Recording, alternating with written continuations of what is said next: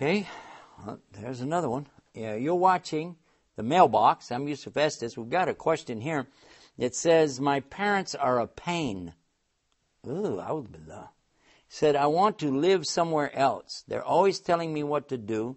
They're telling me to pray all the time. They want me to do fasting. This is boring. And I'd like TV and game box and I can't figure out what this other word is. Some kind of game, video game. All right. Your parents are a pain to you. Let me begin with that. In Islam, the first and foremost thing to remember is Allah. Allah created you. Allah gave you life. Allah gives you air to breathe. Allah is giving you food to eat. Now, you can accept that and then begin to realize that Allah is the one who gave you these parents. And Allah has also given you clear orders in the Quran on how to treat these parents. This is not a joke. And this is something to take very serious. Whoever treats their parents bad, Allah will give them children who will treat them the same way. Also, in the next life, Allah will not even look at you. A person can go to hell forever for mistreating their parents. And your parents, by the way, are the only people who really, really care about you. You may have someone who you think is your close friend. You might think, oh, I have a boyfriend or girlfriend, they really care about me. That's not true.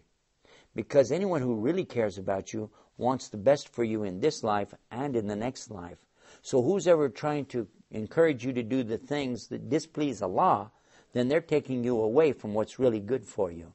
So that's not your friend. Your parents are trying to encourage you to do what will help you in this life and help you in the next life. The next life is eternal. It's never going to end. Where do you want to spend it? Do you want to be with your parents in the next life? You want to be in the paradise with Allah and His Messenger, sallallahu alaihi wasallam. The only way to do that is to follow Islam and obey the commandments. And the Prophet Muhammad was asked this question, who after Allah and His Messenger has the most rights over me? He responded by saying, your mother. And they said, well then who? He said, your mother. And then who? Your mother. And then your father. Your mother, your mother, your mother, and then your father have the most rights over you. And as far as being boring, why is your life boring?